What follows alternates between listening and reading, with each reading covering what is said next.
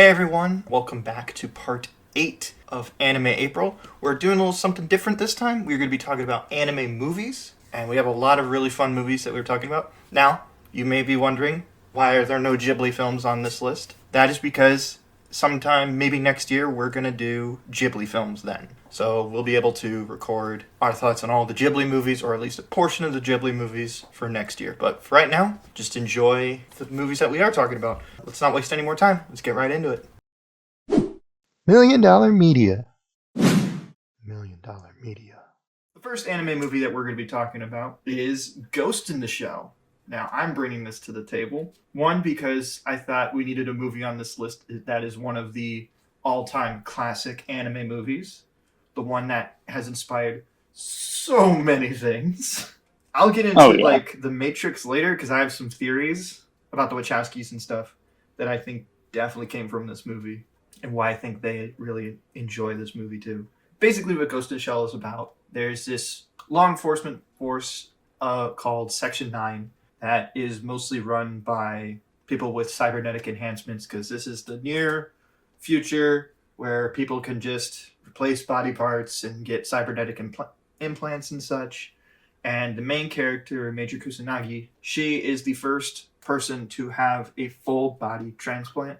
So she is completely artificial except for her brain. And the main catalyst of the movie is that there's this hacker named the Puppet Master who is hacking into people's bodies and controlling them to commit various acts of terrorism, espionage, and such. So our characters have to find a way to take this person down, if they can even. On paper, that sounds like a really cool action plot.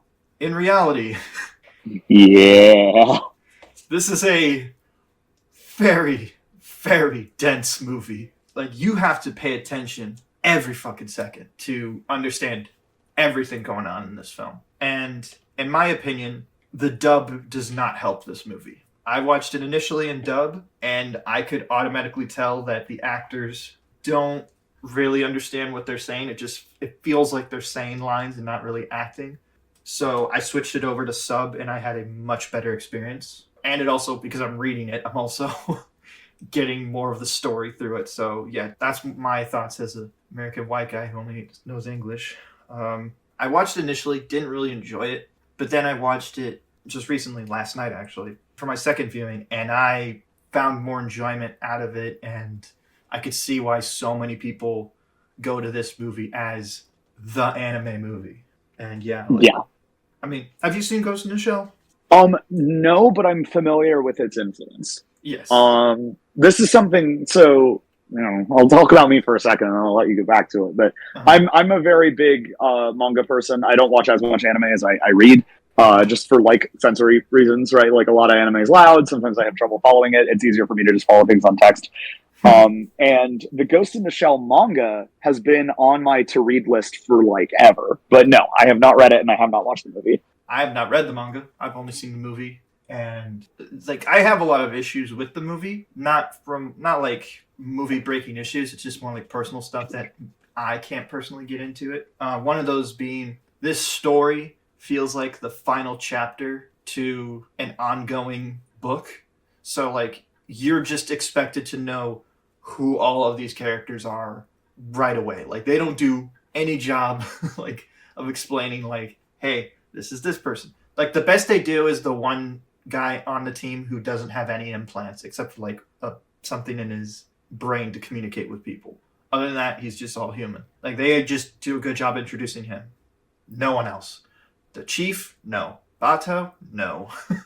Hell, Major Kusanagi even, because a lot of this movie is and a lot of themes of this movie that I do enjoy is about her trying to actually find what identity she has, because throughout this entire movie she's having this existential crisis of does she even exist? Right.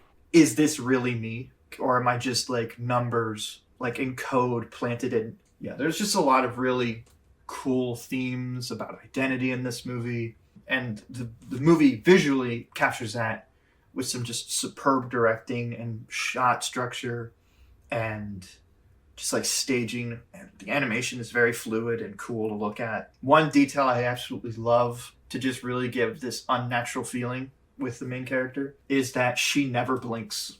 Ugh. Like I kind of fuck with that. That's cool.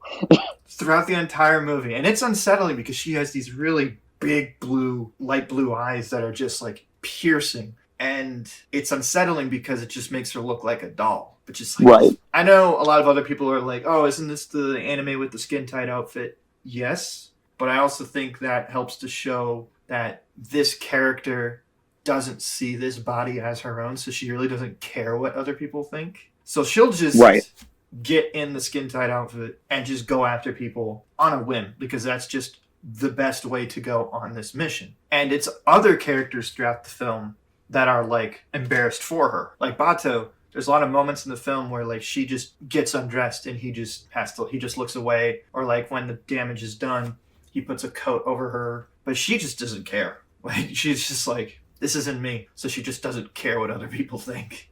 Right. So there is a reason why she's wearing that outfit. It's not just for, hey, this is an adult anime. It's not like the first time I watched this, I was a bit too young to grasp a lot of the things. But I feel like being older now, God, I sound 50. I can appreciate a lot of the effort the movie is trying to put forth with just how identity is being represented. Because, I mean, just in the world we live now, it's a big thing with a lot of people.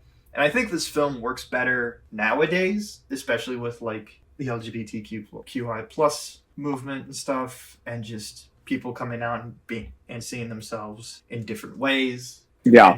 And feeling like a different identity. And the reason why I brought up the Wachowskis earlier is they're like, especially towards the end of the film, there's a lot of ideas put forth that are very, how do I put this? Reminiscent of The Matrix, I would imagine. No, I'm more talking about the Wachowskis themselves. Oh. Do you know about the Wachowskis transitioning? Yes. Okay. The main character and the villain kind of merge into one. So it's this female personality and this male personality who now inhabit the body of this little girl robot thing. Interesting. And obviously when I watched it, I was like, oh shit. Yeah. Well, okay. Well, I was like, well, fuck. Now I gotta really figure out what I'm gonna say. Right. And one of the cool things about like the villain, the puppet master, is, and they specifically say this thing is a he. And the reason why I say this thing is because the puppet master is an AI. Sure.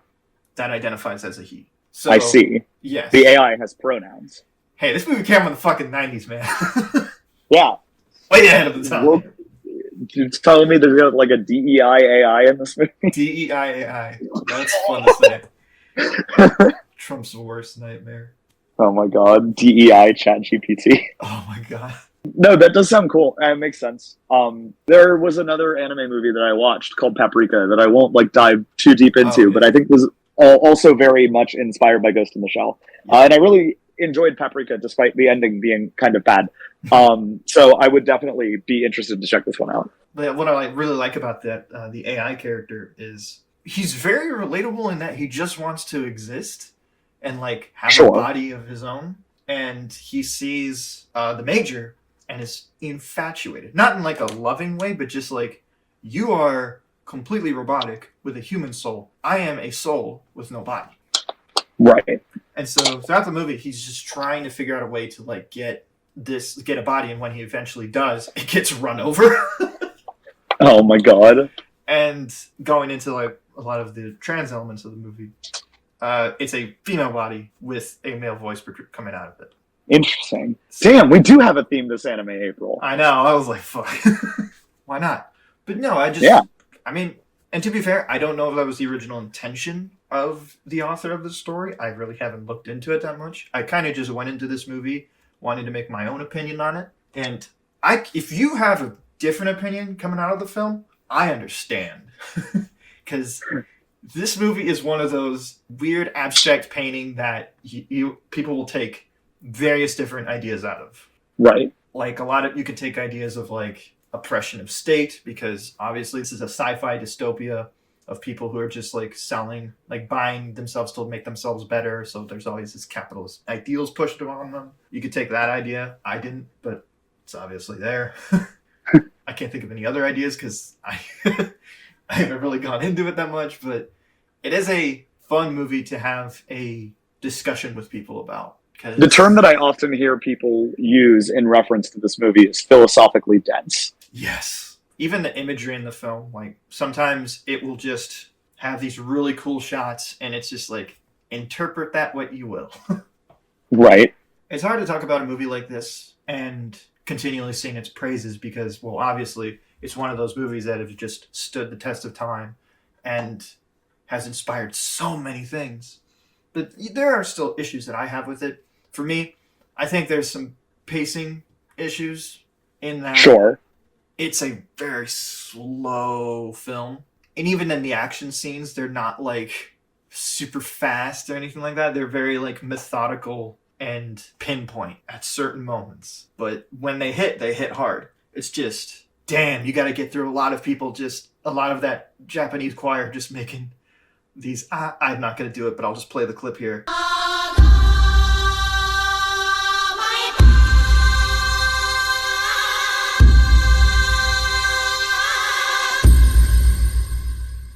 You just hear that constantly throughout the film. I see. And at a point, I was like, okay, this is a nice score. But then at another point, I was just like, I need these bitches to shut up. Because it got really annoying. I'm trying to silence Asian voices. I see how it is, Max. I'll take it up with HR. It's Yen too, so he'll be pissed. Finally, someone who's not me. Yeah. I'm already on thin ice with all like the trans elements and me just kind of being flippant about it. But I saw what I saw and I'm like, that kind of sounds like from what I've heard about trans people talking about how they see themselves. Yeah, there are certain elements to it. You know, dysphoria is a wide-ranging experience. Mm-hmm. I'm also now understanding why you wanted me to be the one who was with you on this segment. To be fair, because I was like, okay, let me schedule this out accordingly. I'll have these people do this review because they like this stuff. And then when it came to this, I was like, okay, I'll do Look Back, and let's just do Ghost in the Shell because I got to get it done. Then when I watched the film, I was like, oh, fuck, this really makes me look bad. I was like, oh. I see. I was like, on one hand, I'm like, oh, cool. Someone can actually correct me on it if I say something that's bullshit. On the other hand, I'm like, it does come across as like, hey, trans person, speak about this issue. Well, I haven't seen the movie, so I can't speak about this issue. But just know that next year I am going to come on your show and talk about Perfect Blue just to get you back for this one. Oh, I will be ready. I love Perfect Blue. Yeah. Joke's on you. I'm just saying, we want to get uncomfortable in the anime movies episode. We can can go so much further down the rabbit hole. This whole, like, depending on like where this is placed, I think this will be the first segment. We've recorded all the other segments. It's going to get fucking uncomfortable. Yeah. Max had to like take a second to center after the segment that I just did. Yeah. Yeah, if you hate this film, I get it. Fair. It is definitely like either you get the praise or you're like, this is overrated as hell. Also, I haven't really paid attention to any of the other Ghost in the Shell property stuff, so I haven't really seen the sequel or any of the TV shows, and I haven't seen the live action movie. Right, and you haven't read the manga. So it's interesting that you bring up that it feels like the final chapter to something, because my understanding is that this was just adapted from an arc of the manga.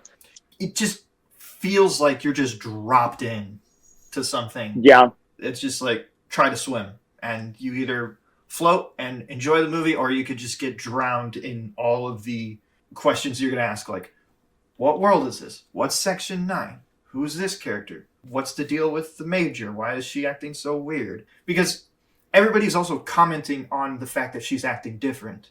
But throughout the whole film, that's just who she is. So when everybody's saying she's acting different, I have no base of like, how does she normally act? Right. So it's just like, oh, I don't know what you guys are talking about. She's act the same throughout the whole thing. So yeah, it just feels like we're just dropped into like a part of the story that feels like the final chapter, or at least like a midway point instead of like the beginning point. So yeah, take that as you will, but it's just that. Fair enough.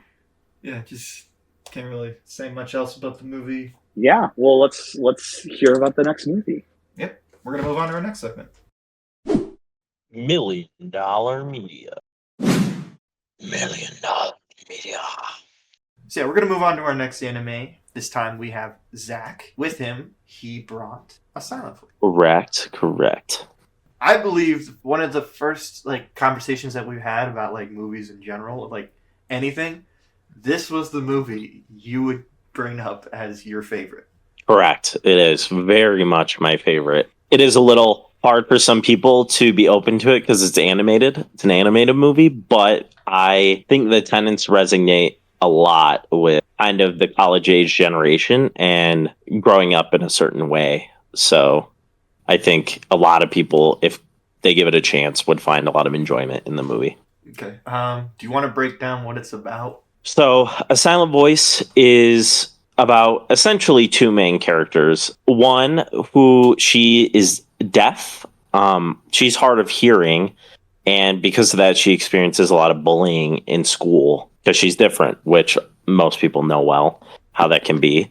And the other main character is one of her former bullies, but as he kind of grows in life, he himself experiences bullying, and he's kind of blind to the world. He kind of becomes an extreme introvert in a way and doesn't really have friends, doesn't really participate in the greater social sphere of high school by this point, the point of the movie. And so he's blind to life while she's physically blind, and that dynamic is kind of how they come back around. So the movie actually opens with him planning something, not to give too much away, but he's kind of looking back on things he regrets, and he wants to go and find her so he can apologize for the person that he was, because he's kind of ashamed of his role in that and the way he made her feel.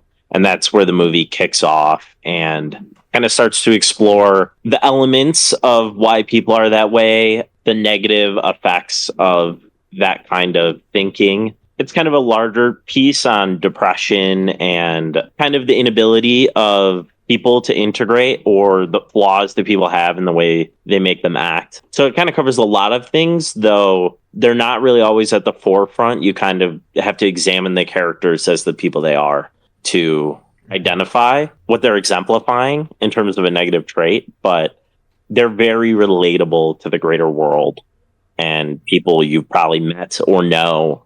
Yeah. it can very much become a relatable world experience when looking at the movie that way. The manga's very good too. I actually recommend the manga over the movie only because, for time's sake, in the movie they don't cover much of the other people involved when they're kids, and the reason as they've grown up, the dynamics in their relationships have changed. But the manga does cover more of that, kind of explaining why the relationships are so different from when they were all in elementary school together to now all being in high school and the way they interact. So that context makes some characters way more understandable or not as grating, I guess you could say. I think I know which one you're talking about. Yeah, there's one specific character that you're like, I hate that character. Like, that character sucks. What's her name? There's no way around it. What's her name? You're talking about the black hair character, right? Yeah, the raven-haired character. Yeah. Yes. She is the most insufferable character in the movie. She's the arguably. worst. But in the manga, there's a lot of context to why she is the way she is that they just don't have in the movie. And once you find out what it is, you're like, oh, okay, this makes a lot more sense. It doesn't make her any more likable, just more understandable. Yeah, I was gonna say, I don't know if I could like her, but yeah, no. Man, it didn't make me like her, but it was way more understandable why she acted the way she did. That character is probably the more unbelievable characters, in my opinion. She gets away with so much shit. See, I find her character in particular funny because she really is the only one with the guts to say anything, to call anything out. Like, everyone else just tries to kind of paint over it and be like, oh, it's in the past. Like, why do you even care? Kind of thing. Or like, I'm innocent because I didn't commit the crime. I just watched it. So yeah, I'm innocent. I know what character you're talking about, man. Yeah. Yeah. So they all, like, in their own way, some of them it's a maturity issue, some of them it's a mindset issue. Others, they just feel like they're so far gone they can't come back to find like common ground again and make peace with it. So they just try to. Mm-hmm. So it's very interesting to see because it's very accurate to the way the real world is. You know, sometimes you'll have falling out with friends and they have the ability to, like, both people have the maturity to come to the table later and be able to make peace with it. While at other times, some people never have that maturity to acknowledge their wrongs. Yeah. And even if they know they're wrong now, they don't have the maturity to say that they were wrong in order to make peace with the whole thing. That's just something they feel privately but will never admit to publicly. It's very interesting in that realm as well. Yeah. I should also say I have seen this. I just remember seeing like a bunch of reaction channels reacting to this movie, and I was like, I'll see what this is about so that I can be in on the loop about what this is. And man, that was a depressing time alone in the dorm room. Yeah. It's one of those movies that when you watch it, it's a very sad watch. Mm-hmm. But the more you think over the themes and the realism of how often there are really people that are experiencing this in the actual world, even though it's animated, I feel like it generates a lot of empathy from me to people's way of being or their struggle to grow and to acknowledge the bad parts of themselves. So I think that's like an interesting thing that always makes me come back to this movie is it's not just relatable from putting yourself in the character's shoes. It's also a relatable thing in the literal sadness of the content of the movie, but also the sadness that there are people that can't grow past the reactions that some of the other characters have around the events in the movie. Yeah. Because there are some people that will live that way their entire lives. And the older I get, the more I realize that some people never made it past high school. They're stuck there mentally, even if physically they've entered the world. And I feel that the movie draws really good dynamics between that because it really is an extension that you can put into your everyday life where you will see, oh, that's this character to a T. It's always interesting when media can connect to the real world by the way it's written and not just characters on a screen, but this is like real archetypes of people brought into a scenario that lots of people are familiar with. Unfortunately so. Yeah. I think that's part of the reason I love this movie so much, and I think everyone should watch it at least once. Like the storyline is somewhat relatable to a lot of people. That feeling of being different or an outlier, or even if you're not, having some of the feelings of the characters that aren't outliers, but they still have insecurities of their own or parts of themselves they don't like. I think everyone can find some sort of stand-in for themselves in the movie because of how wide the archetypes of characters are, while still remaining very real and very accurate to the way an actual person would react in a situation like that. Compared to like other animes we've talked about, like this one is the most grounded that at least we've covered for the most part. Like the only like true like stylistic thing that I would say that makes this movie different and kind of a little bit better in the anime medium is the idea that the main character, whenever he looks at someone's face, there's just an X over it because he just has shut himself out. And it's a great metaphor for what's going on with him. Yeah. It's like just shutting himself out from the rest of the world so that he doesn't get too attached to anybody. That way no one hurts him. Now, question. I take it you watched the sub? I've watched both. Okay. I watched both versions. I own the Malaysian version of the movie. I own the full manga set and an English version of the movie. So okay. Yeah. Why Malaysian? I watched it. You couldn't originally buy it. It's like an SEA distributed copy. Oh, okay. So it's in Japanese. It's the Japanese version, but it's not from Japan. It was from, because you couldn't get the dub because they hadn't dubbed it yet. And I really wanted the movie. So I ordered that one, and then eventually they dubbed it, and I got that one too. So I watched it in both. sub and dub. I only watched it in dub only because I was working on maybe drawing and working on homework or something like that at the time. So I was like, I'll watch this and do homework. I eventually never got done with the homework, but because I was just invested. Yeah, I get it. I watched the dub, and one of the cool things I like about the dub is the actress who plays the hearing impaired. The actress also is deaf or hearing impaired. Correct. And I love that feature. Just great to shine a light on that community and actually bring in someone with that disability into it. And for a voice acting role, which is rare, yeah, that was just a really cool thing that they did. And it just gives this layer of authenticity to the whole thing. Because when she talks, it sounds like a deaf person and not someone imitating a deaf person. Yes, it sounds, because it is actually someone who is deaf. Mm-hmm. And I don't know, everyone is varying levels of interaction with that community. Mm-hmm. But when I was growing up and going to school, I had a buddy who I would play with on the playground in third grade. His name was Adrian, and he was deaf. And he talked very similarly to how the actress did because of the difficulty with interpreting the sound to speech pattern. Yeah. There are actual lines that make less sense if you were to have an actor not of that community do the line. Yeah. Because it very much is part of that experience of not having full ability to hear without assistance or other things, or try to read lips to put words together and stuff. And that mistranslation comes across really well in the dub because of selection of a deaf voice actor.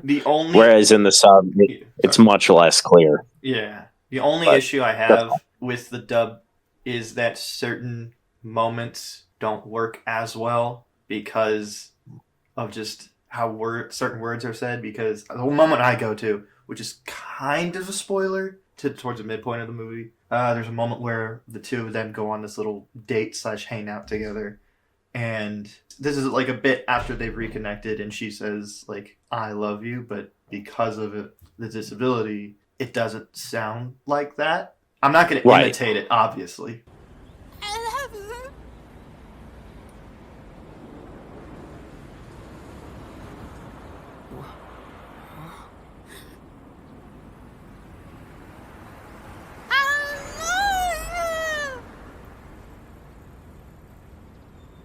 But the thing that he says is the moon. And to me, that made no sense because even if you can't understand her that well, you can obviously hear the I love you, the pattern of it in dub. But apparently because of the word for love and moon sounds similar in Japanese. Then that's where, That's the only big issue with the movie, in my opinion. I think the dub conveys why that's confusing. Having a deaf voice say it and the actual difficulty in understanding that. Mm-hmm. You notice it among the other voice lines throughout that there's some difficulty on certain words. Kind of I have a friend who has a stutter and certain words trip him up really badly. Yeah. It kind of makes clear that it would be a difficulty sometimes. There might be some loss in translation. When you take it out of the actual language it's written in, some of that context, just like any anime, gets lost a little bit, where you're how are you possibly getting moon out of love? But exactly, but in the language it's written in, it makes sense that you could get moon out of love. So I agree with that. I understand and I totally appreciate that they just kept to it. They were look, we can't get around this. We're just going to stick to it. For the dub, it doesn't work, but for the sub, works perfectly. There's other, we're going to talk about other animes and other anime movies that have the same issue down the line in this video.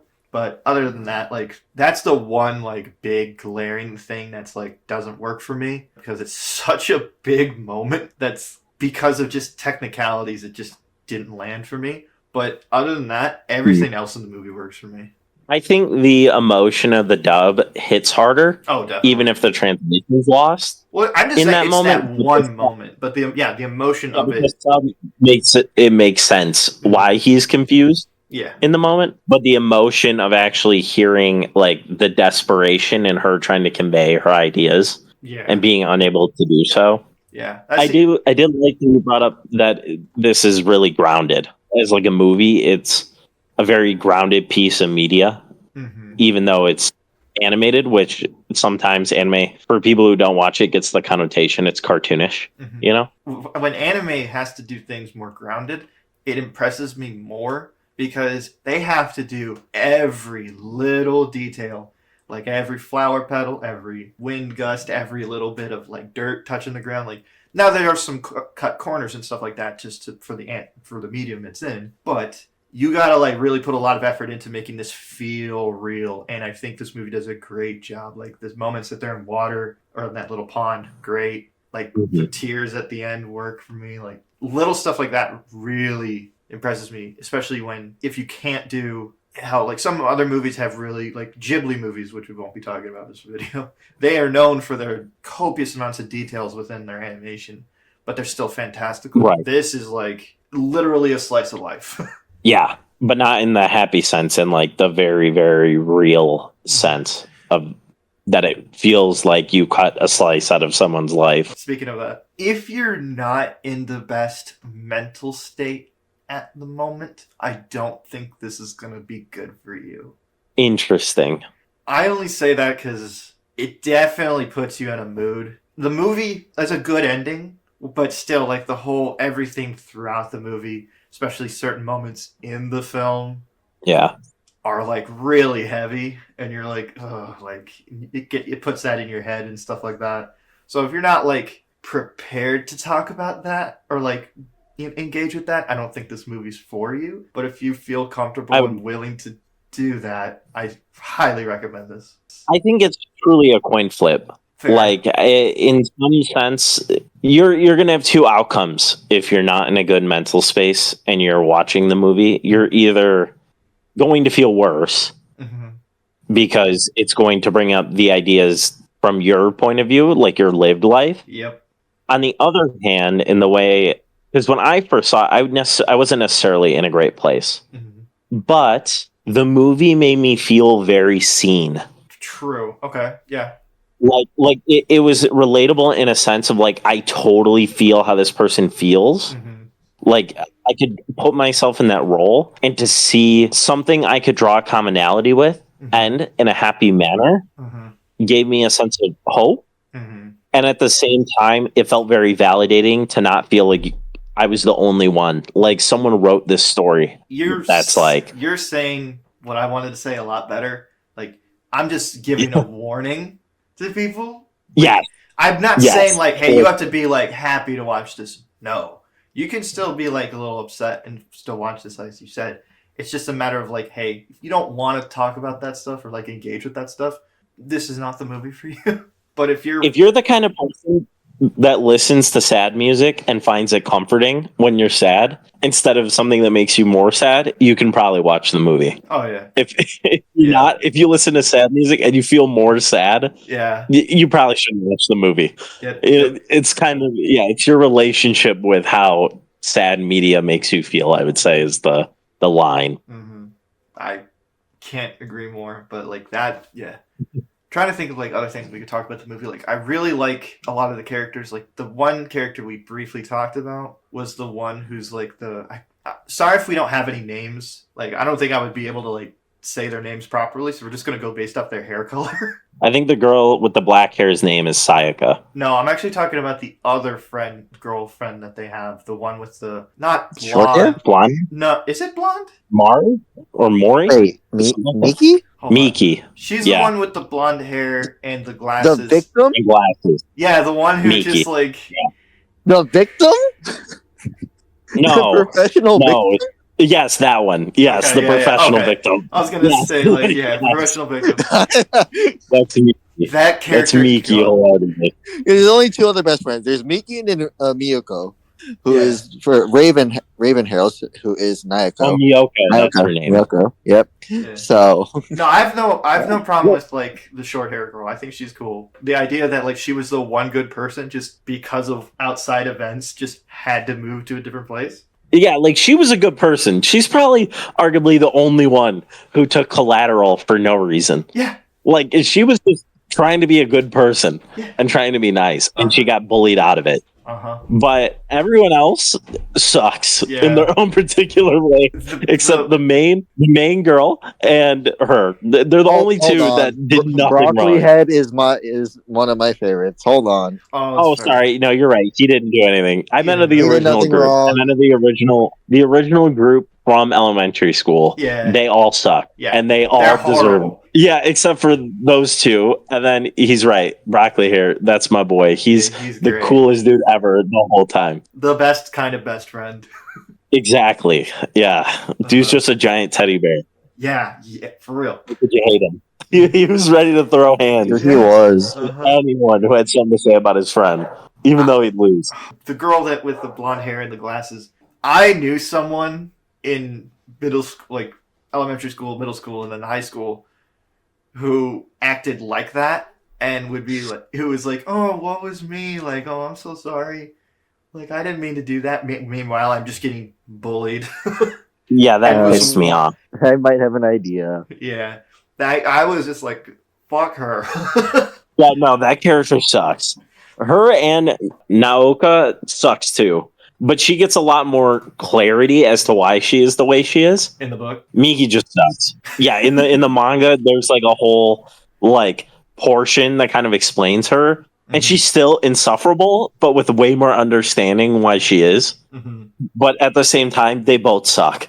They're both utterly immature and like need to grow up. Like Miki, I didn't do anything. I didn't kill him. I just watched him die. Yeah. Like, it's like I dude, didn't bully her at all. come on, you talking? like, You guys you're were all just the ones. bad. You guys were the mean. I'm like, you were laughing the whole time. Yeah, you did. Like, you're just as shit. guilty. And then when you call her out on it, The crocodile tears. Oh, that pissed me off so bad. yeah, I'm like, you don't get to cry.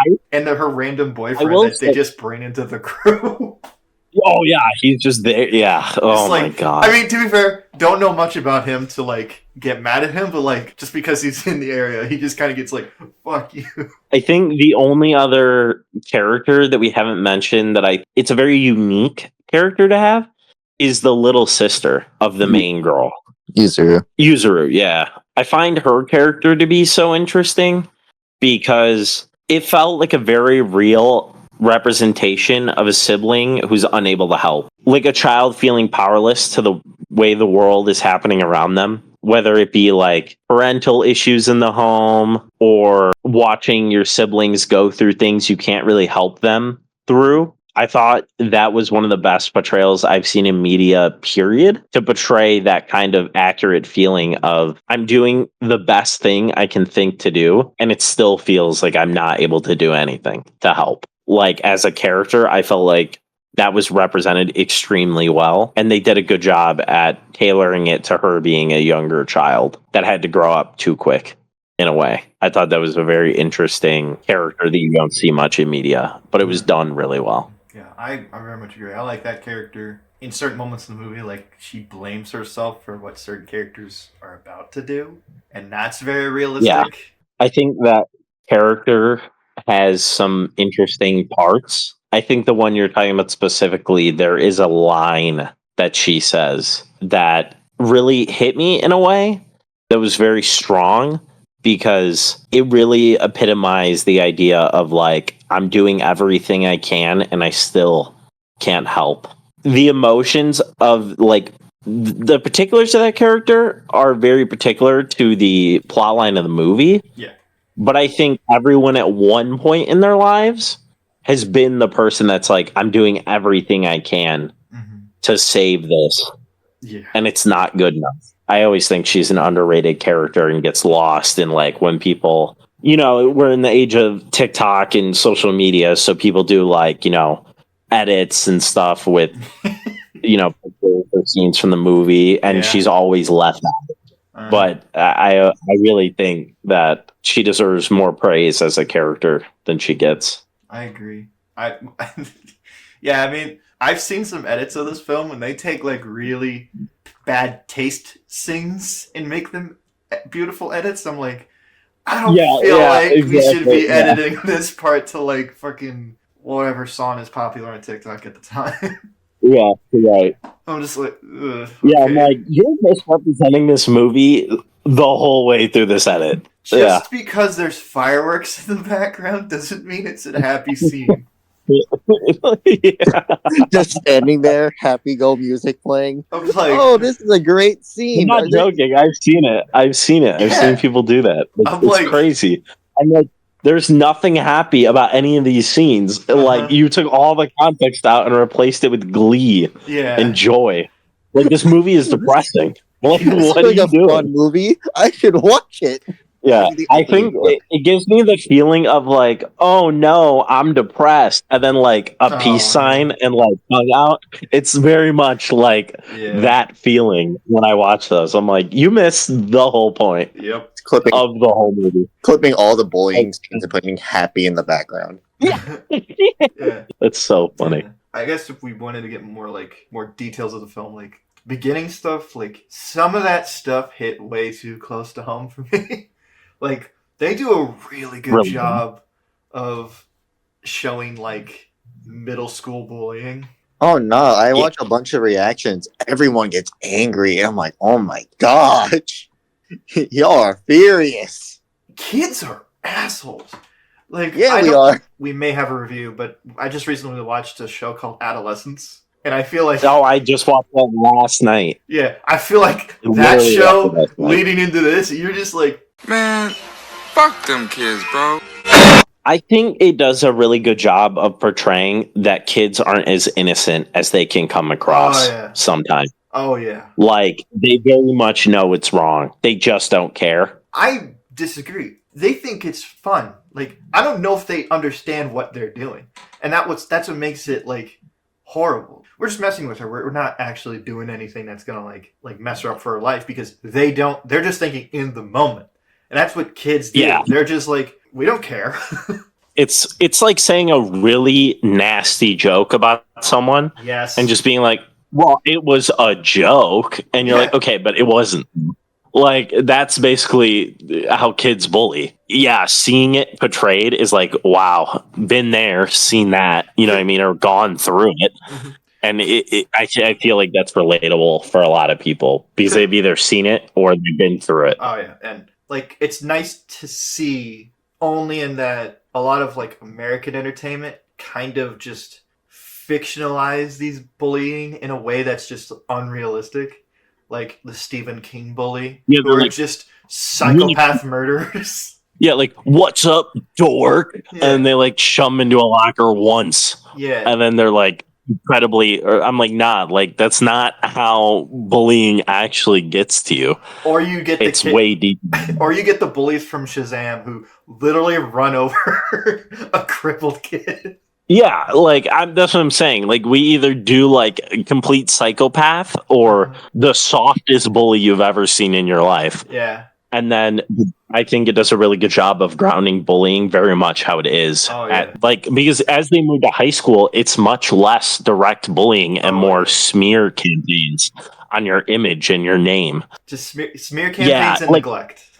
Like, as a kid, it's very direct, which they nail in the middle school part. Mm-hmm. And then they nail the high school part that it's much less direct. It's more about excluding you from the social life. Yeah. That is high school. And so I think they really nailed how it changes as you go through life, too. How people will target you to try to bring you down. Or make you the scapegoat. Correct. Yeah, in this case. Yeah. Because they just turn on him like, yeah, he did it.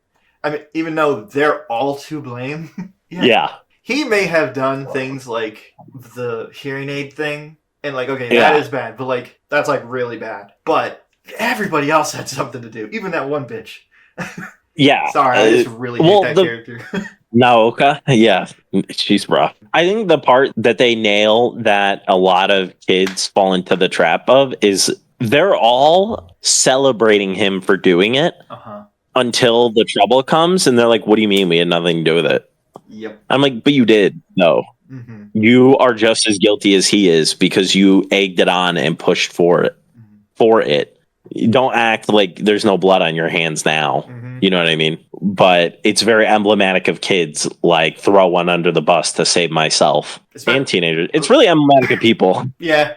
I don't know what else I could really say about this movie. Because I kind of want people to just go into it. I don't want to break any of like the major plot lines open when they haven't seen it yet. I feel like you need to see it together and experience it to really understand some of the sentiment we're talking about. All I will say, there are some triggering things in the movie. I'll just name bullying and suicide in general. I won't say who, but if that, obviously that gets on people's nerves, and for the right reasons, I understand. So if you don't want to watch something that has to talk about that, I get it. But I think we should say in this content warning. Yes, for sure. Is there anything else we should say? I don't think so. I think that's mostly it. Just if you're sensitive to mental health, like the darker sides of mental health, it might not be for you. Or if you have a really hard time with bullying in media, because of your own experiences or something, you might not want to watch it. It may leave you with a lot of feelings you may not want. So I think that's a good synopsis of what the story is meant to share without divulging actual storylines, you know? Oh, yeah. What about you, Adrian, since you're here? You guys did a good job. Okay. Well, we're going to move on to our next anime then. $1 Million Media. $1 Million Media. Now we're going to move on to our next anime movie, which Emily's going to talk about. Yeah, Look Back. This is a more recent film in the grand scheme of anime movies. This just came out last year. And I'm really excited to talk about it because this is based on a manga short story that I absolutely love by a mangaka who I absolutely love, Tatsuki Fujimoto, who you may know from his work on Chainsaw Man, or if you're a really big fan of his, you might know him from his other short stories or his work on his previous manga, Fire Punch. And the reason that I'm specifically bringing up Fujimoto is because this story this movie is adapting is in a lot of ways autobiographical, in a lot of ways not. It's hard to tell. This is a thing that he has not been very forthcoming about how much of this story is real. But it certainly seems like some amount of it was inspired by his own life and his own experiences. So Look Back is a story that is about two girls. They start in middle school, but they're in college by the end of it. One of whom is sort of the class clown type of girl at school. Her name is Fujino, and makes comics that make people laugh. And the other, Kiyomoto, who is a shut-in who also does art, who basically lives in her room and never comes to school. And the two of them meet and decide to become manga authors together as a duo. And so I won't necessarily spoil what happens from there. This is a very short movie. It's only 58 minutes long, which initially actually caused some distribution issues in the US because it was marketed as a feature film, but it wasn't even an hour long, so there was some kerfuffle about that. So it didn't get a super wide distribution, but it is an utterly fantastic and heartbreaking story about art, about what art does to people, about what people do for art, about what people do for each other. And the movie really takes the source material and just elevates it to a completely different level. Right? The beauty of anime movies and why you would watch them over just an anime series is that you could do so much more with animation. You could do so much more with, music and stuff like that when you're not having to animate for a 24 episode series. When you could just go ham on 1 hour of content, you can really make it stunning. And my fucking God, is this movie stunning.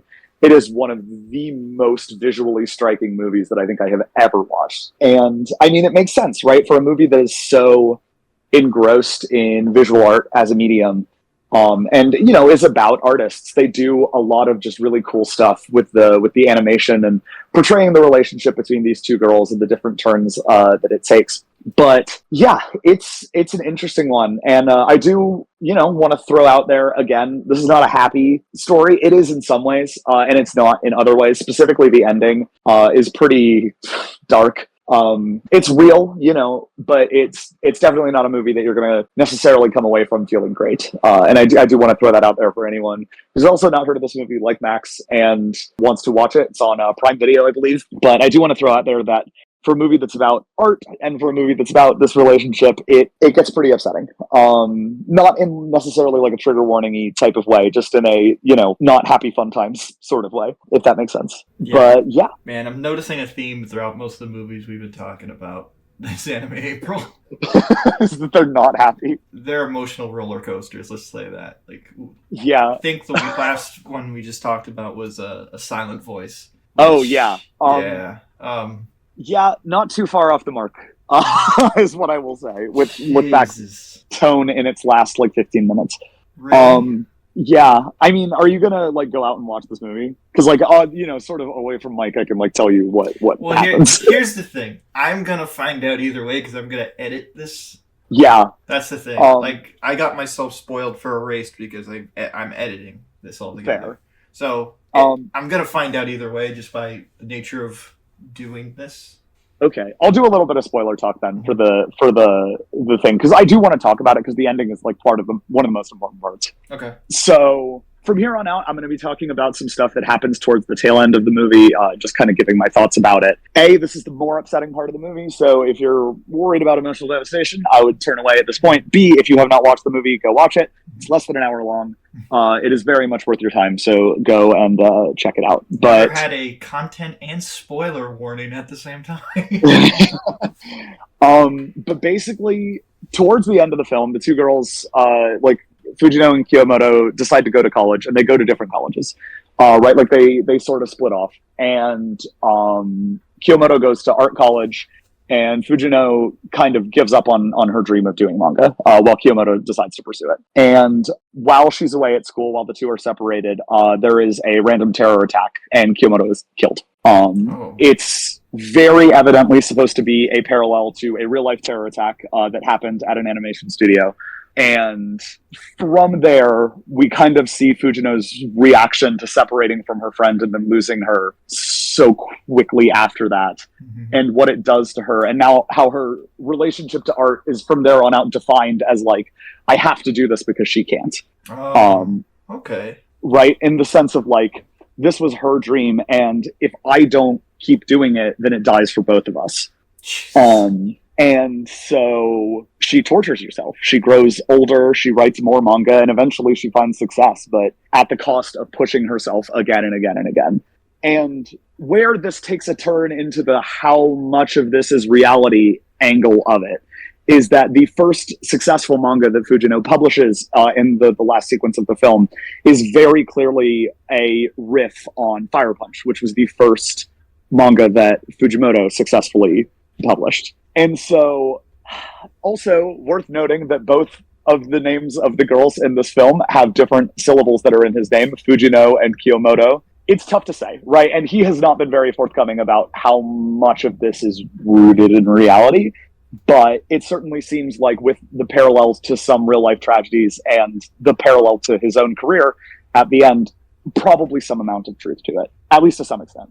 But it is a heartbreaking, gorgeously done ending that has stuck with me for so long since I read the original.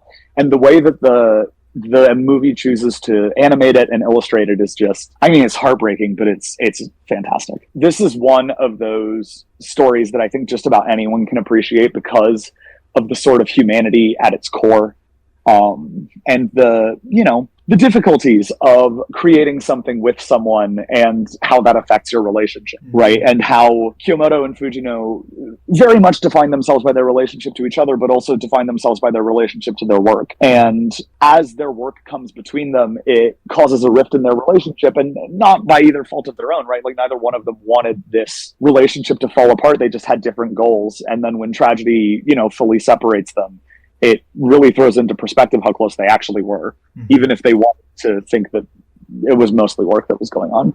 But yeah, it's a good, well-made movie with, gorgeous visuals and gorgeous music. And despite the subject matter being difficult and having an ending that is not going to leave you with a smile on your face, that's for sure.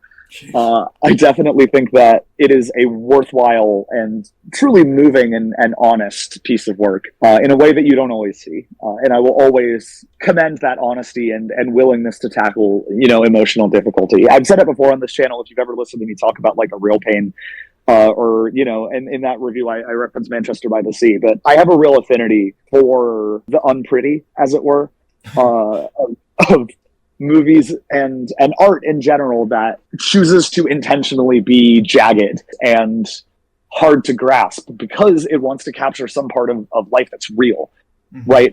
Something that is that goes beyond the sort of movie magic. And what's so great about Look Back is that it does that, but it is not so constrained by its misery that it can't also be beautiful. You know, because the relationship between the two is portrayed so amazingly. There's so much wonder and love in the way that they see art and how that art informs how they see the world. And I just appreciate how raw and genuine that is, and how, for a subject matter that's dark, it doesn't feel like the whole movie is mired in misery. It just gets to a point at the end that breaks your heart despite the beauty of it all, you know? Yeah. I'm just at a loss for words. I saw brief glimpses of the trailer, and I saw what the animation style looks like, and it looks really interesting. Yeah. And I was it's that anime trailer where it's just like, oh, this looks really kind of cute, like this little slice of life story. But I know that there's always something just around the corner that's just gonna kick my ass. Yeah. There's one sequence that I want to shout out before I kind of cede my time here. Towards the end, where Fujino are sort of, you know, she's de facto the main character, and after we see the terror attack happening, we see her in this overdone, very overzealous style imagine what it would have been like to save her. In this very sort of action manga, I'm going to be the superhero type of way, where she imagines this whole sequence where she comes in and stops the terrorist and like saves her friend, but it's not real. It's just her processing what's happened through the lens of this thing that she co-created with this person, and how desperately she wanted to reach out and to have maintained that relationship. And the thing that they created together, right, like their silly action manga, is the way that she chooses to process of like, if I had been a character in my own work, I could have stopped this. And that sequence has stuck with me for the like 4 or 5 years since the book came out. I have the book here. I don't know how long ago it is that it came out, but I have thought about that regularly ever since. Yeah, I don't know. It came out a while ago. It came out before the new chapters of Chainsaw Man started to come out. This was a project that Fujimoto made in between them. And again, it's one of those things where it's like, I'm talking about the movie, but you kind of also have to talk about the manga, because it's, you know, a story about manga and a story about the author. And despite the fact that it's a movie, it's still about him, right? Like there's still so much of his identity sort of intrinsically tied into it. And you can see that in a lot of ways. Not to put my woke DEI hat on, but there's probably some element of gender that plays a role in it that I don't fully have the qualifications to discuss. The way that both of the lead girls are illustrated is in a way that is very intentionally boyish, and themes of transmasculinity have come up in Fujimoto's work before, specifically in Fire Punch and a short story that he wrote about a boy who wakes up trapped in a girl's body. And while I don't have the qualifications to exactly comment on how they come through and Look Back, they certainly feel present, is what I will say on that matter. It's interesting if you like Chainsaw Man. It's a very different story from an equally talented author. If you like Chainsaw Man for the main character is horny and likes boobs, you're not going to get that here. But if you were into the sort of character writing and the emotional depth that he gets at in that series, I would say that I highly recommend Look Back if you are ready to have your heart stomped on a little bit. Do you have any other questions? Not really, only because you did a really good job of just like selling the movie and like why I would be interested to see it. And it's kind of nice knowing what I'm getting into with the big spoiler you said. Yeah. That way I'm like, okay, I can prepare myself a bit better. It still will hurt. Yeah. No, it will. And it does. Yeah. And let me tell you, reading that when it came out on like a random Thursday in June that year and not knowing what I was getting into. Oh. Fuck, man. Oh, man. I'll also point out with you bringing up like the gender stuff, it's been an odd theme throughout most of the anime Aprils, at least I've been a part of this year. Oh yeah. Yeah, that's a weird theme to think about throughout this entire year of anime Yeah. April. A theme that I was not ready to talk about. I could do a whole dissertation on the relationship between transmasculinity and Fire Punch and the way that gender is approached and Look Back, because it's so interesting. If I can have like 2 minutes of your time to talk about this, you don't have to put this in the video. I just think it's interesting. Go ahead. A lot of the art in Fire Punch. This is not as true in Chainsaw Man, but it's still true a little bit. all of the men are drawn in this way that is very hyper masculinized, right? They have like big muscles and six packs and all that kind of stuff. And there is a character in the story named Tagada, and Tagada is the story is, it's like a post-apocalypse thing, and Tagada is the one cinephile who stuck around after the apocalypse and wants to make new movies because Hollywood doesn't exist anymore. I love that. That is amazing. And so what it turns out Tagada's deal is later on is that he is trans. He is a trans man. He was born in a woman's body and does not identify as a woman at all. But because he has a healing factor, he is not able to physically transition. And so a huge portion of why he cares about making movies is because he can't capture masculinity through his own body, but he can capture it through art. And so making art in this society lets him approach and engage with masculinity in a way that he is physically not limited from. Fuck. Yeah. It's Jesus. Yeah. Imagine if Wolverine. Yeah, no, but that's that story. And so whenever there are characters like the ones in Look Back who are based on our author who is male, Fujimoto has never revealed his face. We've never seen the guy. That's a common theme throughout most of the stuff that I've been looking into. Well, I mean, very common in Japan because harassment culture kind of goes crazy. There are a lot of wild anime fans. And also, as is pointed out in Look Back, sometimes people do terrorism in anime studios.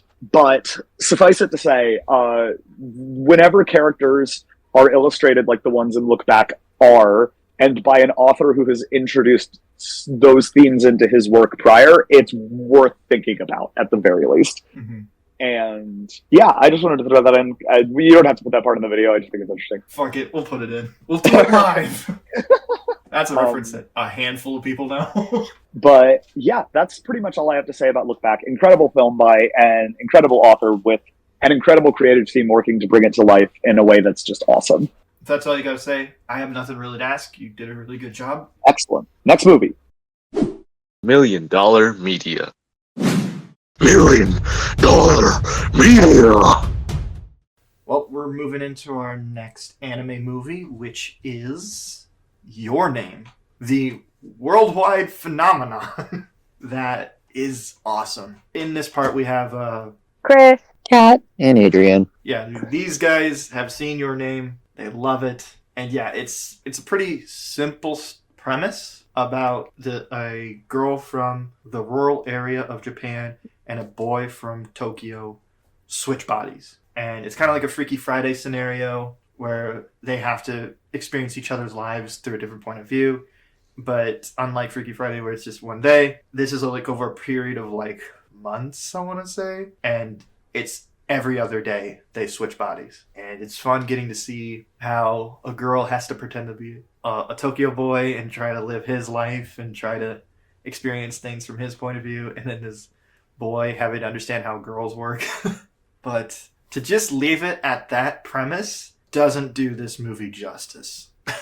Does anybody want to start talking about anything that you liked about Your Name? My favorite thing is the whole theme and premise is the red string of fate, kind of connected to all of it too in the story. I strongly believe in fate and the red string theory, so I just love that this movie was really good at connecting that whole entire story. And then I also just really appreciate how in depth they go into each other's lives when they switch and then how they come together in the end. It's just the most iconic romance anime. Just a favorite part in general when the girl first goes to the guy's body and is talking with his friend. She doesn't know which version of I in Japanese to use. Yeah, that's a funny moment. One of my favorite parts. It doesn't work at all in the dub.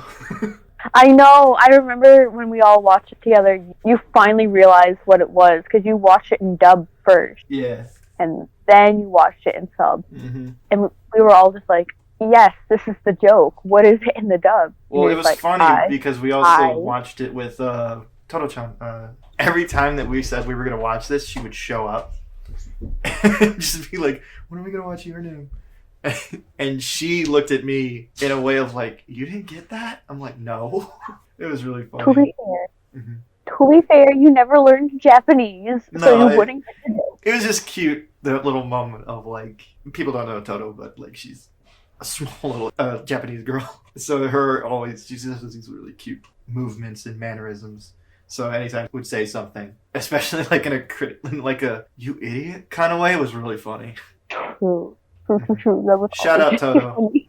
if you're watching. But yeah, Adrian, what about you? Do you have anything you enjoy about this movie as a general?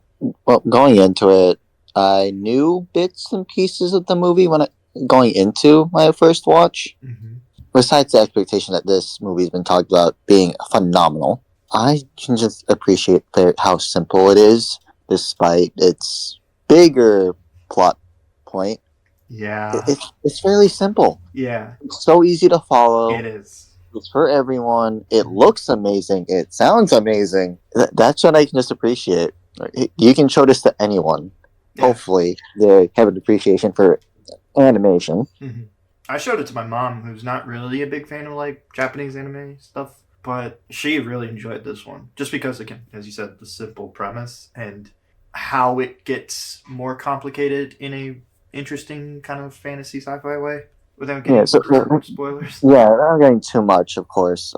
That's all I can really say without bringing up the bigger points that are spoilers. Yeah, but I think another thing that really like works about this movie, it's held on by its performances. The actors who have to play both Mitsuha and Taki, those actors, and I'll show a screen here of both the Japanese and the American actors, they do such a good job of like, with their voice showing who's in control of the body. Like, especially with the Taki's voice actor, he does a really good job like making his voice daintier and demure, but not like over the top. It's as if someone with a demure personality came out of that voice box, and it's really well done. And same way to the actress who plays Mitsuha. Like when Taki's in her, this is difficult. The actress does a really good job of just giving Mitsuha confidence in her voice, and I just really find that their performance is really well done. And it also goes down to just the director of the film, Mariko Shinkai, does a really good job just handling all of these really complicated plot points without like losing you at any point. Like for me, the only part that gets a little confusing is like towards the very end of the film. That's it though. We'll talk about it because I think we've set it up enough, but like, damn, the animation. The animation was really pretty. That was one of the first things. Like when you showed me, like I think it was the DVD of it, I was like, "Oh, that's really pretty." Mm-hmm. Okay, let's watch this. Yeah. So yeah, the animation, it's so like sparkly, but not at the same time. Like I don't know if sparkly is the right adjective, but like it's so pretty and it moves so well, and I like it. I really like it. It's fluid in its animation. Yes. I guess you could say. Damn, the little details they do when they're in Tokyo versus when they're in the rural area of Japan. I don't remember the name of the province or the area at the top of my head, but just all that stuff is really well done and conveyed very well. Like every little blade of grass is animated. Everything in this is just so well done. Fucking hell, the comet. Oh, so now we can get into spoiler territory. Well, the comet's on the fucking poster. We just said we were going to go into it. Yeah. I'll go back actually to when you're talking about the switching bodies part. That part was fun once they got the hang of it and how they're communicating. Oh, yeah. Because they're like leaving notes on their hands, in their rooms, doing specific stuff. And then, occasionally finding out, why did you go through this? Mm-hmm. Why did you touch that? It's very fun. Mm-hmm. In the very beginning where the touchies, touch their chest. Well, I mean, you can't say you would not touch titties on your chest if you all of a sudden woke up with them. I'm with Kris. And vice versa. You wouldn't be like, what's that down there? It basically shows people, you thought of it. Mm-hmm. Here's it on screen. Then again, they get that joke out of the way real quick. Yeah, they do it real quick. But actually, no, they don't. Because there's a running joke throughout the film with Taki, whenever he gets in Mitsu's body, he'll grab them and be like, oh yeah, I'm hurt. And then like, he left enough to stop doing it, it hurts. But there's like the last moment, like the last time he does it, he's just like, "Oh my god, it's her!" And he's happy to see them again. And she's like, he's like crying. His little sister walks in. Best moment. It's jokes like that that are like not in bad taste, but they're like, we know that we got to do this joke, so let's actually make it a heartfelt thing instead of like a pervy thing. This doesn't have your anime perviness to it, if you will. This is a movie for everybody. Kind of gets, it doesn't follow those tropes that people say are bad with anime. Yeah. So it does a great job on that part. I guess, Kat, do you have anything to comment on that kind of stuff? They do a very good job at showing you the difference of who's in whose body most of the time. And whenever Taki's in Mitsuha's body, you can definitely tell it's him because not only is he touching himself, but he's also leaving for school without her hair done, or he puts her hair up in a ponytail. And sure, he does like wear her school outfit, but it's like you can tell he just doesn't really do much with his hair and like getting ready. And like also there was one instance that there was classmates kind of talking about Mitsuha, so then she like normally she wouldn't do anything, but Taki stood up for her in her own body. And then it caused everybody like to go, oh my gosh, what's wrong with her? It is kind of funny though that she has to remind him to put that stuff on or how to sit. Honestly, you'd think maybe guys would think about it because it's just like when you see a girl without wearing a bra, it's like, oh, she's not wearing a bra, nice. But then all of a sudden he's in the woman's body and not wearing a bra. Like, well, we don't how wear did bras. you not notice? We don't. It's not a thing we do. Like, we don't have to be like, oh yeah, my chest hurts because I don't have this on. True. Probably a cock lift or something like that. Like a bolt patch. Jockstrap thing going on, but like, we don't have to worry about that. Avoid wearing gray sweatpants. Yeah. Nah, I don't think men should avoid gray sweatpants. Anyway. On that note, I guess we could kind of get into the big spoiler of the film. Halfway through the film, you find out that this entire time they've been in different time periods. Not like drastic time periods, but like a 5 or 3 year difference. I forgot. It's 3 year. I double checked. Mitsuha is living in the year 2013. Taki is living in the year 2016. Okay. But yeah, so it's interesting. It's a really great twist because you're like, oh shit, that makes sense. Like, why wouldn't they be able to just call each other when they were back in their normal bodies? Why did they call each other to like say what's going on? But no, it's like, yeah, they're in different time periods, so their cell coverage wouldn't work together like that. And also if one called the other, it would be like, who's this random girl calling me? Because they wouldn't have known at the time. Like, stuff like that's really well done. Also, I don't know if you want to bring it up, but technically in that original timeline, Mitsuha is dead. Yeah. Like, there's no calling her from Taki's end. She's dead. I will say, thinking about it now, Kat, Adrian, Kris, you could definitely, like, call me out. There is a little bit of unbelievability in the fact that, like, Taki wouldn't remember this huge thing that crashed into Japan. Maybe he might not know the name of the province, but the fact that he's just like, oh yeah, the comet. Like, he's what comet? I'm like, wait a minute. How do you not know about the comet? I mean, we don't remember every single wildfire that happened out in, like, California. Kris, a comet hitting the Earth and destroying a bunch of people. I'm saying that's memorable. Yeah. I don't want to say what it could be memorable to because I'm afraid to get canceled here. So I'm not going to say it. And, I mean, also, like, time-wise, that was in 2013. He would have been, like, 14. Still. That's 3 years. We remember events from 3 years ago. We're not that dumb. Yeah. But a comet, a spatial object collides with your country. It doesn't seem that dumb. I don't know, man. Okay, I get like, oh, maybe she wasn't at that village, potentially, but she was. Yeah. That would explain why she's dead. Yes, people can die of other causes, but this is a pretty big one. Yeah.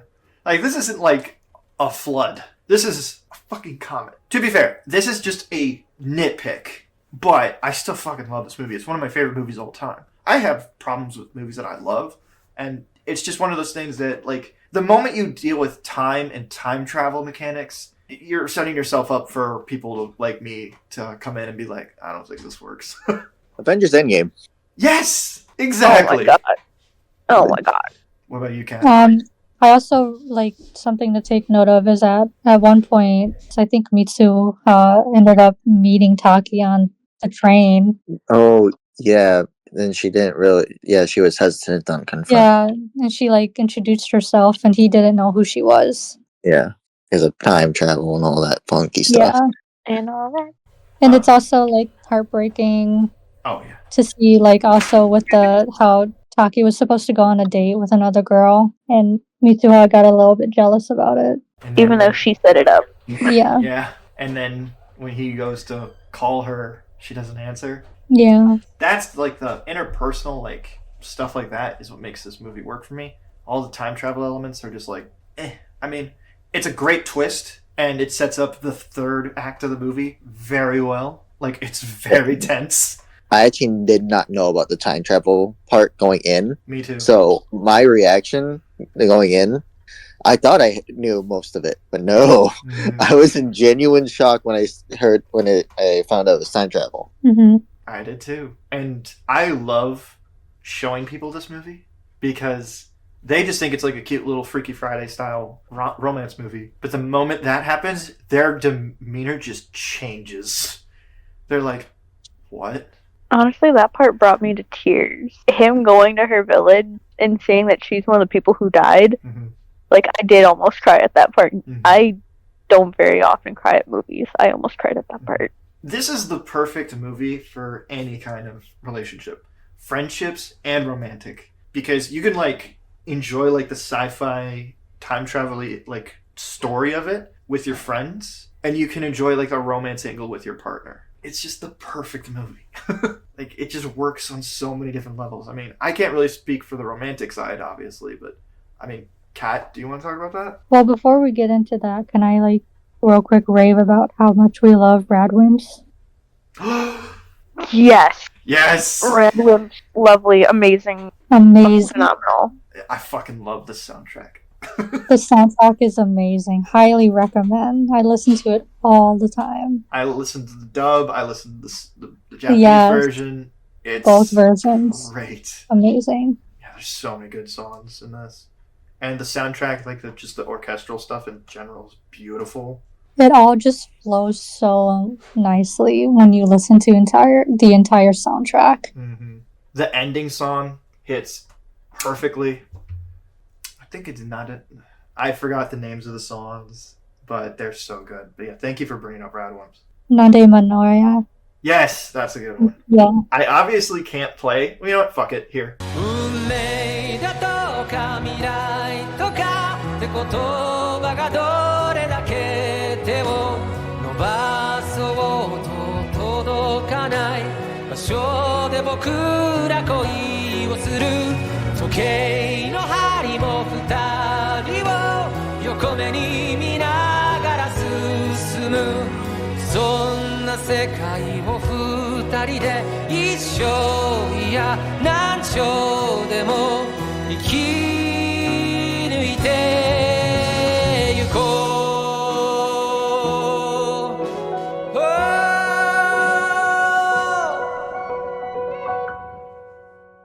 Kat, is there anything else you want to talk about the soundtrack? Because you brought it up. Oh, I just like love listening to it like all the time. Mm-hmm. And every time you do listen to it, like each scene just kind of pops in your head again, recreating like the entire song. And it's also perfect study music too. I listen to it when I study. So it's just amazing. Or when you have a long drive, the whole entire album is just fulfills your ride. So good. It's a great album. Yeah, you're very much right. Sometimes I will just like start from the beginning and just go all the way through it. This is the best overall soundtrack that Radwimps has done for one of these movies. However, I think my favorite song is in another movie. I'll say that. Mm-hmm. But where were we with we were talking. I was asking you about like just the relationship side of the movie, like how this is a good movie for friends, but also with if you're in a relationship with someone. And I asked you, Kat, if like you could speak on that if you wanted to. I think that if you watch it alone, it definitely makes you kind of visualize your own relationships in your life in a new way. And when you have a partner, it's really nice to also watch it and like compare what you both like thought about the entire message of the movie and like the idea of fate.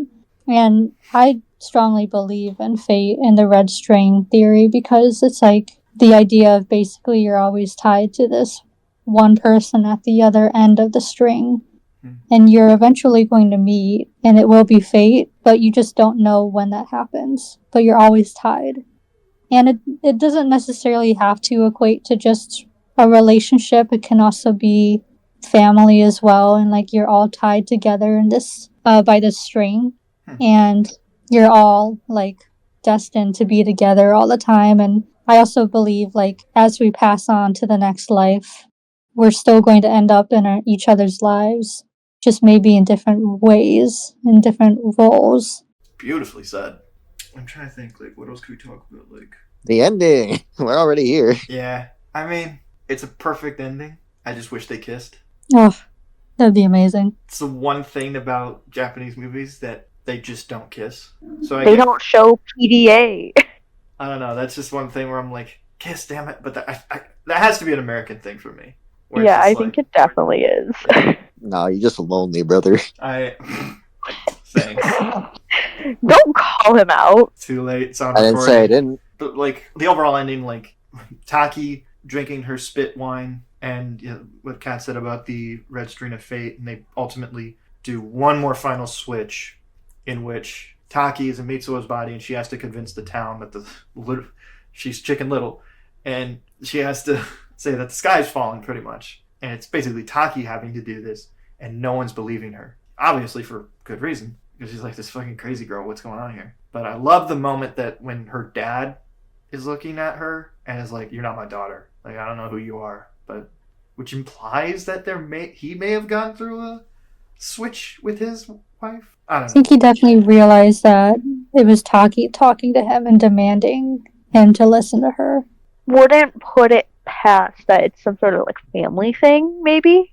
I got the implication that, like, at least the mother's side of the family, this would happen, like, this would just happen. But like, this one is just more special because there is like an element of like, this person could have died if we didn't step in and helped. But I don't know. They said that their family predicted something in the past and that this would just happen with their partners as generations went by. I don't know how it works, but I could be wrong. I probably am.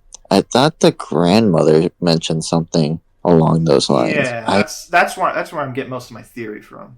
Yeah, because I remember there was a specific scene. I can't remember for the life of me what exactly happened, but I know the grandmother was involved. Yeah, she was telling Taki and Mitsuo's body. Like, oh, I recognize that you've switched or something. Yes. But the thing that's also interesting is they have this switching experience, but then once it's over, they just forget about it. Taki, it just is on the top of this mountain now. So, like, there's that element to everything. Because as soon as, like, that golden hour scene is done, and she just disappears and the pen falls, and he's like, he tries to write her name down, and he just can't. Switching thing happens, they forget about it, and then fate just brings them together. Yep. I guess. I don't know. Yeah. Again. Yeah. Time travel. Fate stuff. It's kind of like you have the same dream every night, but you forget it when you wake up. Oh, yeah. That's a much better way of putting it.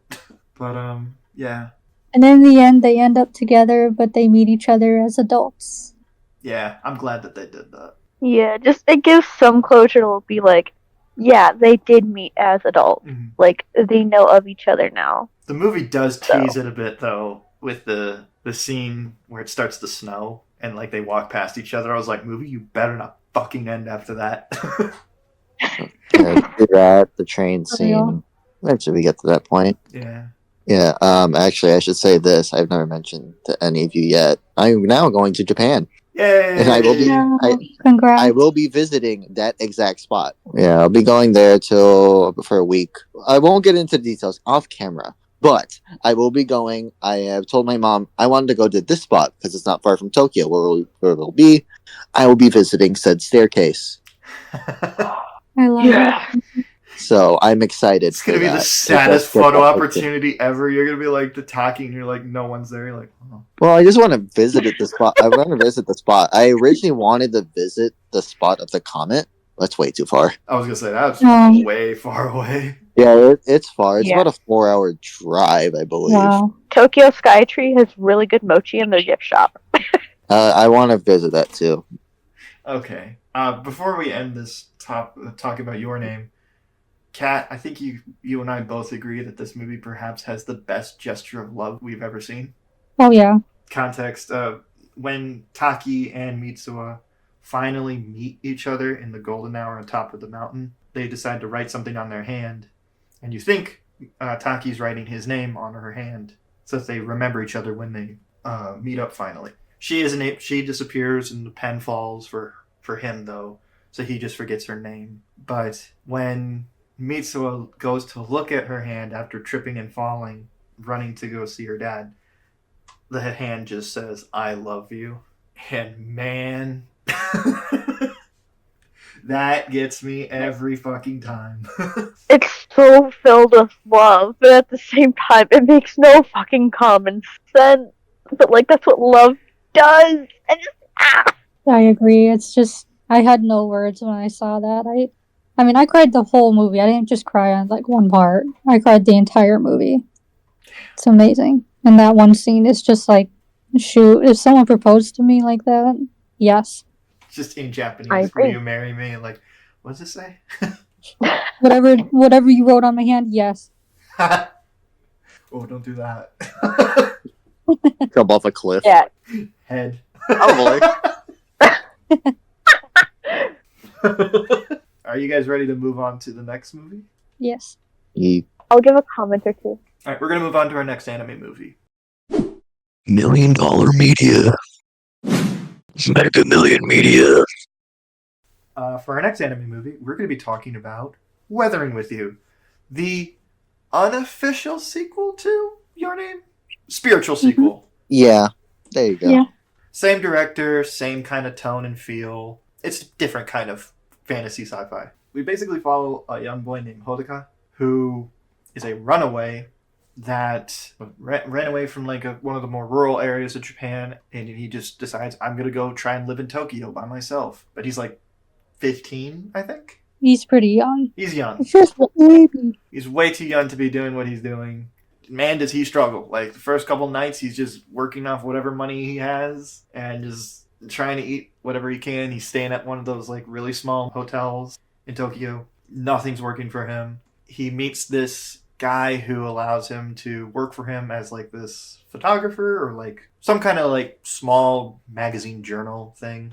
And he just takes pictures and finds stories. And ultimately, he ends up meeting this one girl named Hina, who also lives by herself with her little brother, and he finds out that she is a sunshine girl who have the ability to, whenever they pray and put their hands together, can part the clouds and bring the sun down.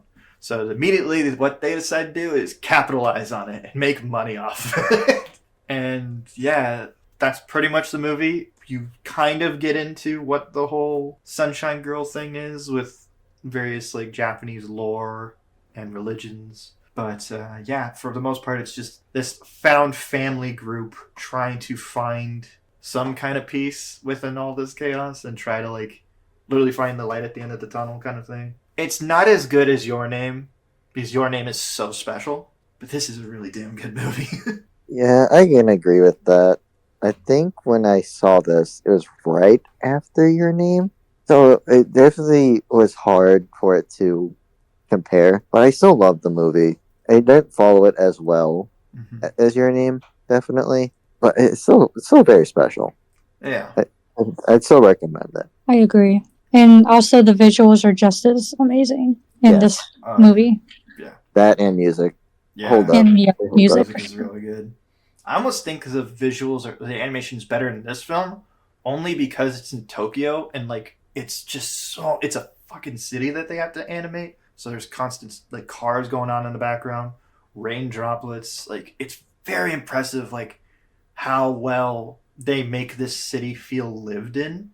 Mm-hmm. it's a character onto its own in this movie because it's constantly raining.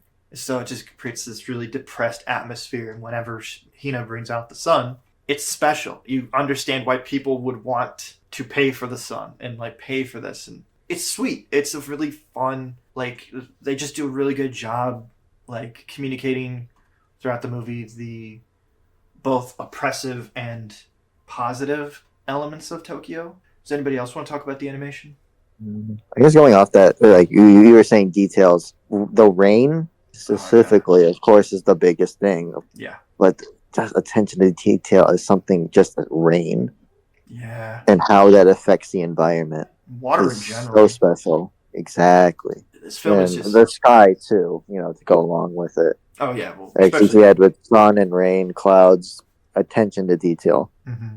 And I also say, like, related to that, it's a little bit of a spoiler, but I mean, when Hina ends up kind of quote unquote disappearing and like being stuck in the sky, yeah, there's so much like attention to the sound effects and the animation of her being stuck in the sky, and there's like a whale sound and there's like fish from rain droplets, and it's really beautiful the way they did it, even though it was such a chaotic instance that she was in.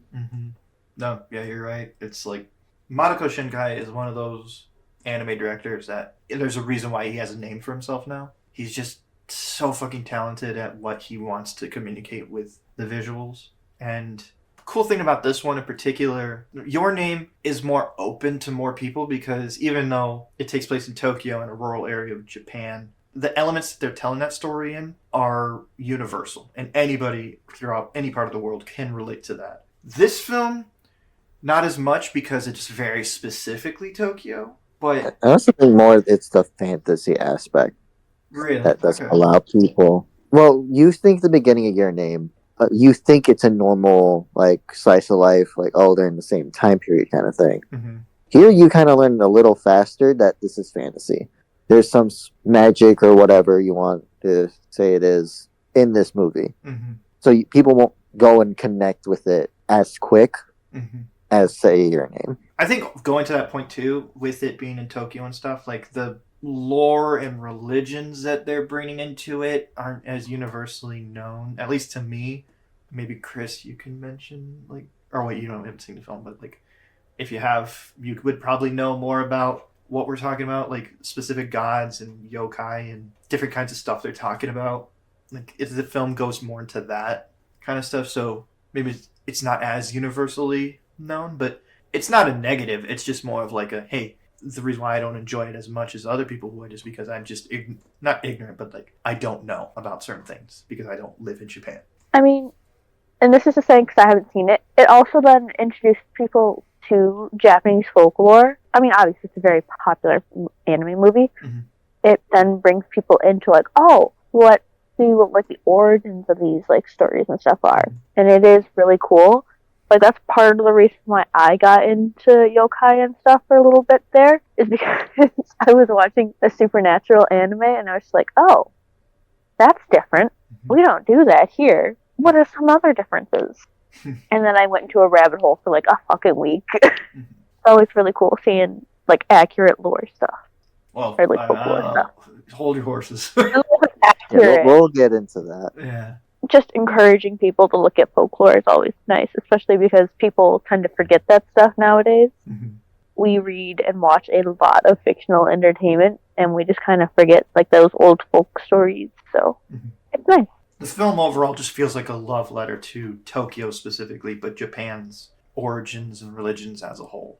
That's what I could say. Like, this film communicates a really interesting thing in that, that feeling of like when you get inside from being out in the rain and you're both wet but you're warming up and you have to like bundle up and you're like cozy. It's got that nice cozy feel. Maybe someone else got that feeling, but I just wanted to say that this film, the atmosphere in this film is just really impressive and how it's communicated.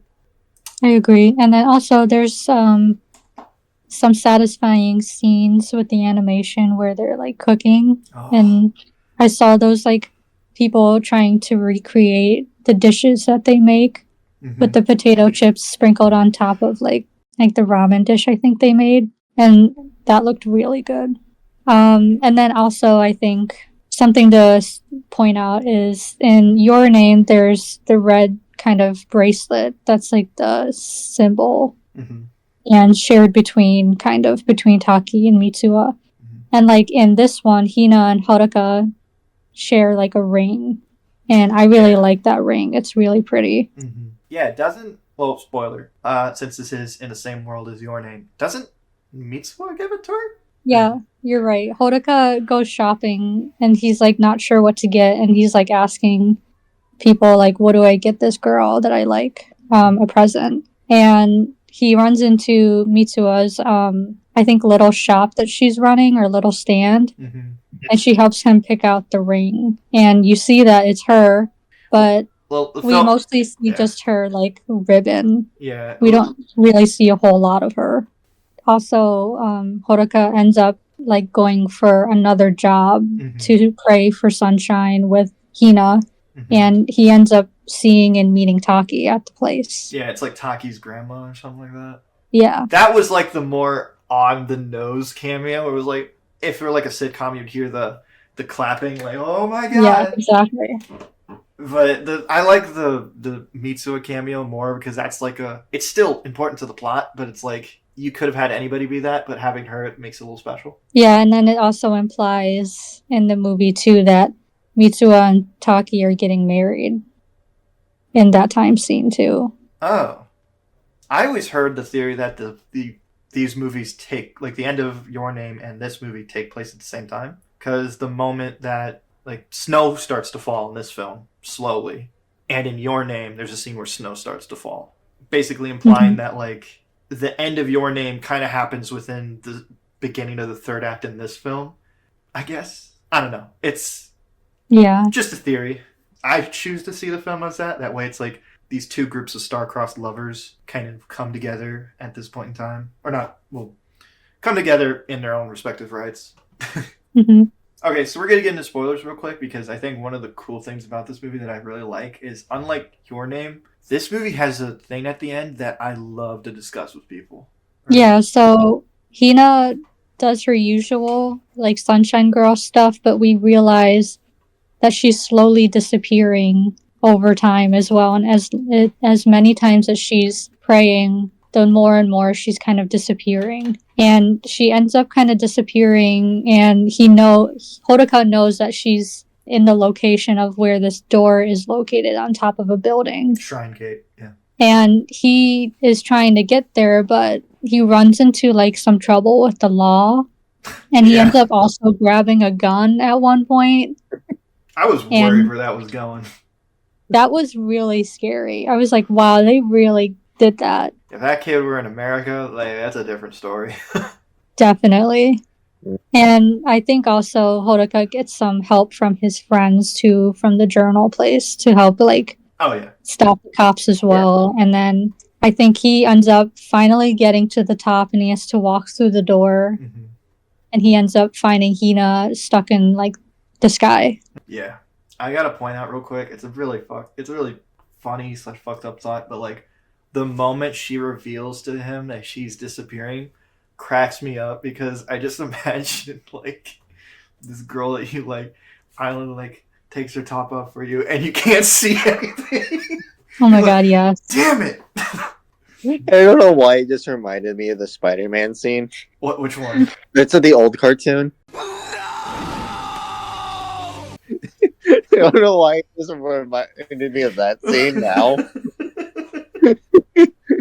No.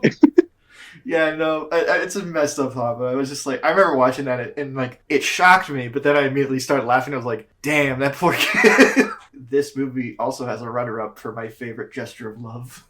Haruka, he goes up in the sky and he starts falling down. The animation is so fucking good here. Like, this is the best animation in both of these movies. He goes in the sky and he basically falls and tries to catch her and bring her back down to the earth. And she's like, I have to do this, otherwise we'll never see the sun. And he's like, I don't care if I never see the sun again, I just want to be with you, or something like that. You know what? I'll play the clip.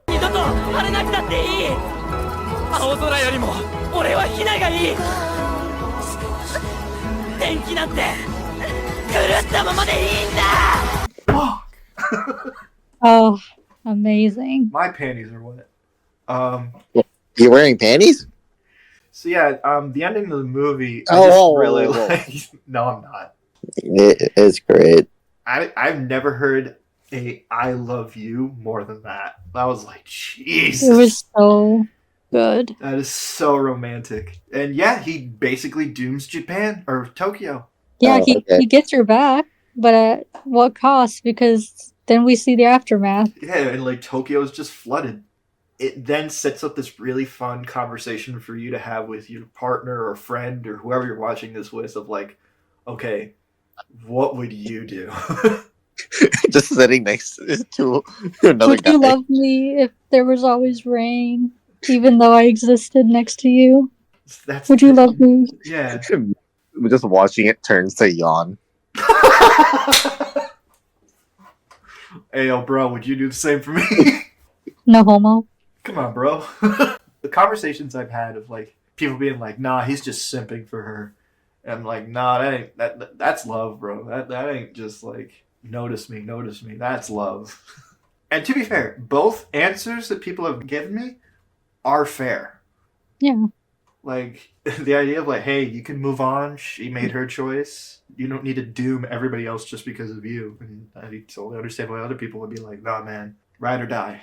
I will say the film does a good job at the end of like Hodaka has this immense guilt on him because he got, well, obviously the police caught up to him. He went back to where he used to live, and then he went back through school, got a proper education, and that then goes back to Tokyo, and he meets up with everybody, and everybody's just like, well, you made the decision. It's too late to like do anything about it. You made your choice. We just gotta live with it. Yep. It's the most it is what it is kind of ending. Yeah. And man, them running to each other and hugging each other, and then the song plays by Red Wimps. So fucking good. Not as good as Your Name, but it is still better than most romantic things I've seen on anything really in a while. I feel like romance is dead in movies. I'm just gonna say that right now. Mm. In any genre of anything, name me one nice, healthy relationship that you've seen where you're like, that's couple goals. You're gonna have to give me a minute. Exactly. My Happy Marriage. Oh, Hiccup and Astrid. Touche. Okay, you win. Ah. Not bad. That's a good one. You wouldn't say Lloyd and York, York? I don't know, because they're not. It's not a real relationship. That's my only caveat. I guess. Yeah, I thought Like, yeah, it's perfect. They have the perfect little family, but it's not real. They both know it. Well, I guess all three of them know it, but well, I haven't watched the show, but do any of them like agree to see it as a family? Like, even know that it's not? yes. Yeah. Oh, so they've come around to be like, I still love you kind of thing? No. Oh. See, that's the confusing part. They all know. I guess not. Yeah, I was gonna say I don't think this counts. Yeah, Well, unfortunately. if you ever watched My Happy Marriage, then you would see a real relationship there for sure. All right, but does it have? Oh, never mind. I forgot what I was gonna say. But yeah, I think you just saw me break down in real time. My brain melted. Yeah, it's true. Trying to come up with a sentence. But yeah, Weathering with You, great movie to watch with friends, loved ones, lovers, your dog. Hey. Or just lonely. Or yeah, by yourself. I mean, like your right hand. Yeah. Oh God, you're using your right hand while watching this movie, Max. You're special. Your wand. This Pringles can. These sponges. This glove. But yeah, don't really have much else to say. But yeah, thank you guys for listening to part 8 of Anime April. I hope you guys enjoyed us doing a little something different and just talking about anime movies. We have a lot of really good selections this year and a lot of great guests to come on and talk about them. Like, subscribe, and share and all that good stuff. Yeah, I hope you all have a good day. Bye.